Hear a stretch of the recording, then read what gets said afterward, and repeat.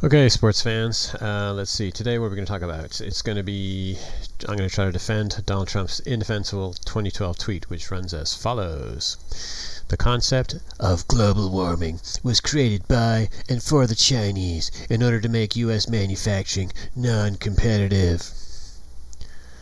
So that was a conspiracy theory, basically, that global warming and all this was just invented by the Chinese in order to put a U.S. industry out of business, to put them at a disadvantage, have them operating with one arm behind their back while the Chinese, export everything by the truckload, the container load, whatever, to the United States, hollow out American industry. China prevails on the international stage and regains its traditional position as the major economy globally. That was the theory. But guess what? China embraced climate science to become a green energy powerhouse. So this is a story from the Foreign Policy magazine. The convenient disappearance of climate change denial in China.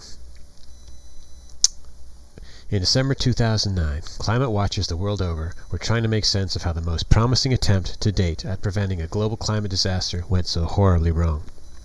The Copenhagen Climate Change Conference had just come to a close, and the summit, which had brought together 192 countries, was meant to create the world's first legally binding treaty on global warming. But sadly, it collapsed. Not to worry, because subsequently we would have this fair gentleman in charge. President Barack Obama speaks with Chinese Premier Wen Jiabao, Indian Prime Minister Manmohan Singh, and other leaders during the COP15 United Nations Climate Change Conference. Blah, blah, blah, blah, blah. Right? He bungled it, but then he came back with a major win. Okay? Now, what was the problem? Because the problem obviously wasn't Obama, because Obama never does anything wrong. Right? He's perfect. Well, the problem was books like Low Carbon Plot, The Life and Death Battle Between China and the West, written in 2010 by a Chinese writer named Go Hongyang. It argues that Europe and the United States invented the idea of climate change as a way to exercise control over China. So in other words, it reversed, Trump's conspiracy theory. Trump,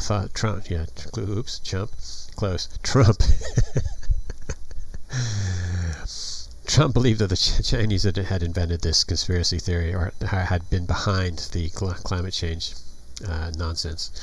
Instead, you have Chinese writers who thought that the Americans, like Trump, were behind this conspiracy to manipulate China's economy, to suppress it by imposing all this carbon tax and carbon restrictions, so that the industry would have less access to power and all the rest of it. And anyway, so profitability would go down, and the global market share would go down, and China would never reach its full potential as a global leader. It would always play, second banana to the United States. And so the writer Go Hongyang wrote, "Behind the back of the demonizing of carbon, scare quotes, we must recognize that it is the sinister intention of the developed countries to attempt to use carbon to block the living space of the developing countries," he wrote. In another section he argued, "We can see it clearly from the Copenhagen summit that the struggle between the two camps has intensified." Not to worry, because our hero, our savior, came to the rescue. And here we go. So again, in Copenhagen, which was 2009, China felt attacked and humiliated by the United States and Europe. But in Paris, China worked closely with the United States to negotiate the world's first comprehensive climate agreement. Ooh. Obama phoned Chinese President Xi Jinping shortly after the talks to express appreciation for the important role China played, the White House said in December 2015. Climate change no longer made China look weak. It was now a story of China's strength. Yeah! Yeah! Cool. So much for Trump. What a chump. And thus, climate change. When Trump was threatening to pull out of Paris, guess what? Guess who vows to defend the Paris Agreement? China. They come in to save the day. They get it. Chinese President Xi Jinping has vowed to protect the landmark Paris Agreement, which aims to curb climate change and fossil fuel emissions. He made the promise in a phone call with incoming French President Emmanuel Macron, who's doing so well. The Chinese Foreign Ministry said in a statement, I think Macron must mean French for moron or something. Okay, so for those of us who are a little bit more cynical, why would China vow to defend the Paris Agreement? Well, let's take a look. What can we find? Well, this is from What's Up With That, which is what would you call it? A global warming deniers website, which I highly recommend. China pledged to cut the CO2 intensity of GDP by 3.6 to 4.1% this year, which is a bit more slowly than the historical pace. Huh? Look at this graph. This is the yearly decline in CO2 intensity of GDP in China. Okay, in other words, what they call the CO2 intensity of the GDP was already in decline, right? By 2030, China wants to lower carbon dioxide emissions per unit of GDP by 60% to 65% from the 2005 level. Whoa. These goals are equivalent respectively to yearly declines of 3.6% to 4.1%. In other words, they don't have to change a damn thing. Because between 1979 and 2016, China already had a compound rate of decarbonization of 4.2% a year. In other words, when they converted from traditional technologies to modern technology, the new technologies were much more efficient. They run on everything from natural gas to gasoline to diesel, or it could be running from oil, from nuclear, whatever, right? But as you move from these nasty, gritty, coal-driven, old-fashioned fire plants, which are inefficient, waste a lot of coal, and pump out tons of pollution. The old kind of diesel-driven engines from basically Soviet design, again low efficiency, very high rates of pollution. As they converted to modern engines, they naturally had what's called a GDP CO2 intensity, ratio, which dropped. In other words, they don't have to change, again, because this rate has been 4.2% basically per year. These declines, which they then negotiated for the Paris Agreement, were not any sort of compromise. They didn't lose anything. In fact, they didn't really negotiate. They negotiated away nothing. So why would they do this?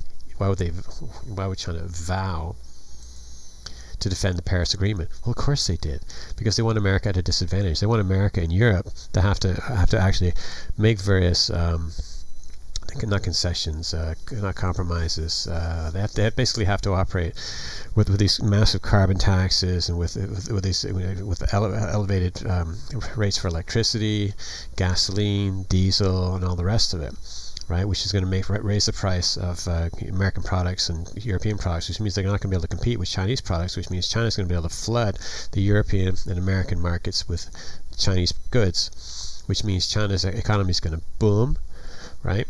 While America's economy and Europe's economy is going to go lapse into depression. You remember Obama was talking about, the good old days are never going to return, just like as Jimmy Carter said before in the 1970s, exactly the same thing. The good old days are gone, they're never to return, because these socialist clowns don't know the first damn thing about how to negotiate an agreement, and now they don't know anything about capitalism, right? So this is what Obama had negotiated America into, basically a permanent recession, a permanent decline. The Chinese are just laughing up their sleeves. It's crazy. Right? So this is why you get these crazy stories, okay, because this is also 2016, like this, okay? If China is so committed to renewable energy, why are so many new coal plants being built? Well, now you know. It seems like a contradiction. A country claiming that they are committed to improving its air quality, that has put up more windmills, solar panels, and hydropower dams than anywhere else in the world, as well as issuing piles of forward-thinking environmental policies. Oh yeah. That is still building large amounts of brand new coal-fired power plants. But don't worry. In the words of Energy Innovations' Hal Harvey, who has been instrumental in advising China on energy issues, and boy, I'm sure they've been listening, as Hal Harvey says, they get it. They get it, all right. They get they're pulling a fast one on you, you moron. China's National Action Plan for Air Pollution Prevention and Control's midterm review, which was released on July 5th, shows that the 8 provinces which make up China's key regions added on a massive 50.8 gigawatts of new coal-fired energy capacity between the years 2013 and 2015. On top of this, the report shows that 42 gigawatts of additional coal-fired capacity is currently under construction, with 11 gigawatts more being approved just last year. right? Considering that each coal-fired power plant has a lifetime of 30 to 50 years, it seems as if China has hedged its biggest energy bet on coal for the foreseeable future. Well, of course they did. They didn't give up a damn thing. They didn't negotiate away a damn thing. Anyway, all right. Now, I think to ram this argument home, it helps if I can show a historical precedent where China has similarly used Western emotionalism or Western guilt trips or Western philanthropy, the pursuit of philanthropic objectives or philanthropic policies as a means to scam idiot Westerners, okay, into collapsing their own markets and letting Chinese manufacturers prevail at the global level, because this is the exact same thing has happened at least one other time in a major way, and the one that I'm sure you've never thought of, and I'll proceed to that in just a second. Okay, I'm back, and hopefully I won't be stuttering like Nancy Pelosi so much this time around. Okay, basically the situation in the 19th century is you have China supposed to be fighting a war on drugs, is fighting a war on drugs, and everybody's trying to help. The fact of the matter is, during both opium wars, or at the end of both, the British government tried to help the Chinese ban opium, actually, despite what you've heard. I've written a book about this, so I know whereof I speak. Anyway, but there's this ongoing campaign. The Chinese population is allegedly addicted to opium. I don't believe that either. And I have my reasons I won't get into here. I have a chapter on that in my book as well. But anyway, so this basically the reason, for example, back in the 1840s when you had the first opium war, one of the reasons why Hong Kong still legalized the buying and selling, the smoking of opium, was because opium was still legal in the UK, in Europe, and in America, etc. But towards the end of the 19th century, the tide was turning against, public opinion was turning against opium, and people were leaning towards banning it. There was a bunch of campaigns to eradicate it, and to legally make it illegal to buy and sell and to use, etc. Okay, it was around this time when this guy here, G.E. Morrison, was in China. His book is An Australian in China, being the narrative of a quiet journey across China to British Burma. He wrote this in 1891, I think, or 92. When did he write this? Yeah, he wrote it then. Hopefully you can read Roman numerals. What is that? I guess is that 85 and something? I don't know what, anyway. I think he wrote the 1890s. I didn't write it down anyway. Alright. Let's see. Where are we? Anyway, okay, so let me just read. It's the fast way to get this done. I'm going to try to do a mock-up Australian accent. During the year 1893, 4,275 tons of Indian opium were imported into China. The Chinese, we are told, plead to us with outstretched necks to cease the great wrong we are doing in forcing them to buy our opium. Many a time, says the Reverend Dr. Hudson Taylor, have I seen the Chinaman point with his thumb to heaven and say, "There is heaven up there, there is heaven up there." What did he mean by that? You may bring this opium to us, you may force it upon us, we cannot resist you, but there is a power up there that will inflict vengeance. This was published in the magazine National Righteousness in December 1892. Okay. Morrison continues, but with all respect to Dr. Hudson Taylor and his ingenious interpretation of the Chinaman's gesture, it is extremely difficult for the traveller in China to believe that the Chinese are sincere in their condemnation of opium and the opium traffic. According to Wingrove Cook, who is in English, in some countries, words represent facts, but this is never the case in China. Li Hongzhang, the Viceroy of Chile. Now, the Viceroy of Chile is the area around Beijing, and the Viceroy is basically the second banana to the Emperor. He's the second guy in charge, basically. Emperor, Viceroy. In the well-known letter that he addressed to the Reverend F. Storrs Turner, the Secretary of the Society for the Suppression of the Opium Trade, on May 24, 1891, a letter still widely circulated and perennially cited says, this is Li Hongzhang, the Chinese Viceroy. He wrote, "The poppy is certainly surreptitiously grown in some parts of China, notwithstanding the laws and frequent imperial edicts prohibiting its cultivation." To which Morrison replies indignantly, "Surreptitiously grown in some parts of China? Why, from the time I left Hubei till I reached the boundary of Burma, a distance of 1,700 miles, I never remember to have been out of the sight of the poppy." Li Hongzhang continues, this is the Viceroy again, "I earnestly hope that your society and all right-minded men of your country will support the efforts China is now making to escape from the thraldom of opium. And yet, you were told in China that the largest growers of the poppy in China are the family of Li Hongzhang." In other words, what you have, this being a despotism, you never really know who you're dealing with. You never really know how many hats a person is wearing. So what you have is Li Hongzhang, who is in charge of eradicating opium domestically in China, but whose family is actually the largest manufacturer of opium in China. You've got the same guy in charge of both. So when he says, first of all, the poppy is certainly surreptitiously, it's secretly grown in some parts, but that's but we have laws and frequent imperial edicts to prohibit it. I'm doing my job. I'm very conscientious. And at the same time, here he is working a sympathy trip. It's like, we hope that your society and all right-minded men of your country will support the efforts China is now making to escape from the thraldom of opium. Well, why would he say that? Well, as mentioned, his family's number one manufacturer, number one grower, producer, harvester, processor, and retailer of opium in China. What does he want? He wants to push out the foreign companies, the opium distributors. He wants them out.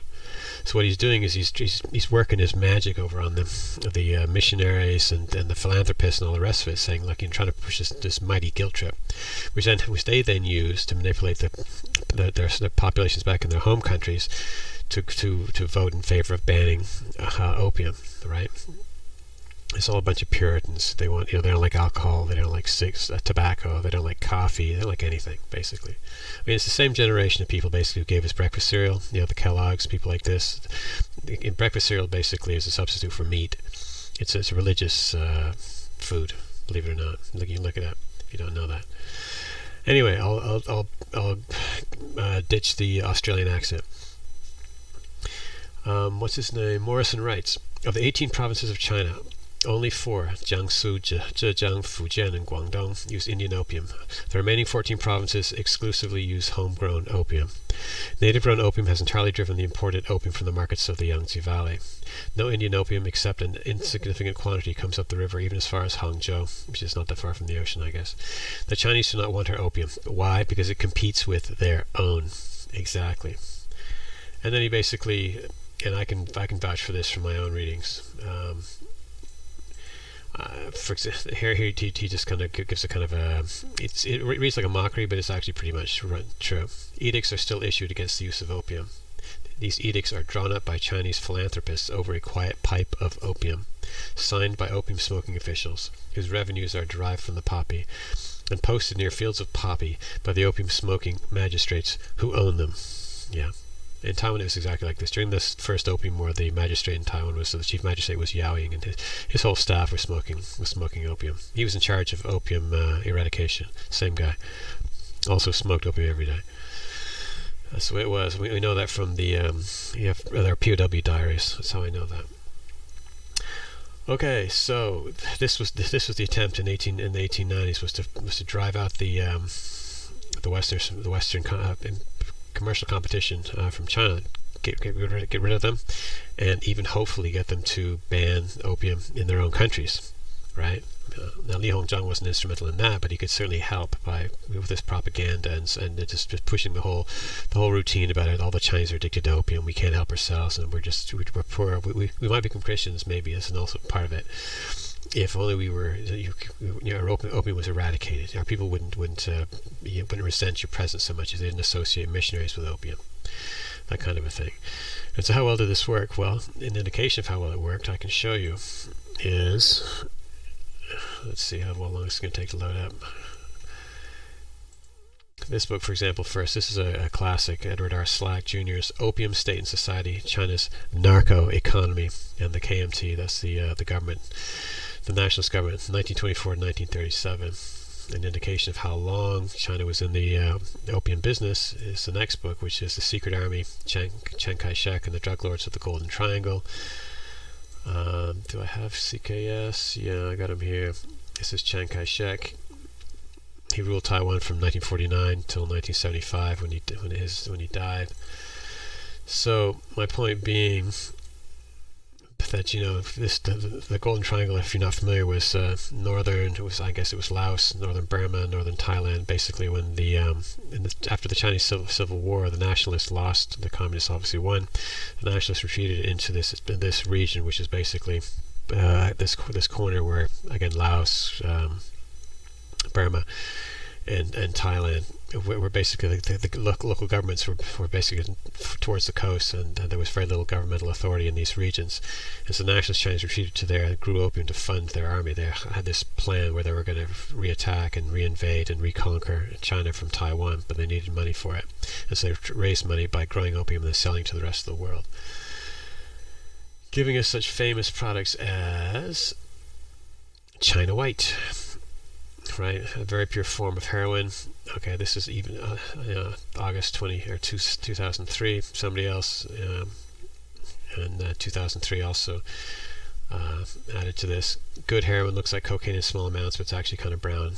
It's a snortable form. China White is the best opiate out there. Yeah, that was the brand back in the day. Okay. Anyway, I hope I've made my point then. Basically, that China has done this kind of scam kind of repeatedly, which is to take advantage of the kind feelings, the kind of philanthropy, whatever. I'm stumbling again. Of Westerners to facilitate their commercial ambitions. The same thing that went on with opium, whatever else. Is going on right now with trade and the Paris climate agreement and all the rest of it. So you can see that actually, in retrospect, it's a good thing that Trump, even with his conspiracy theory notions of how the whole kind of climate change movement came about. As usual with Trump, he's kind of half right, and people make fun of what he gets half wrong. But the fact of the matter is, he's at least half right in thinking that the Chinese are using this in some way, shape, or form to facilitate their economic, ambitions. He's right in withdrawing from the Paris Agreement, even if you could say arguably he doesn't really understand, particularly the climate stuff, right?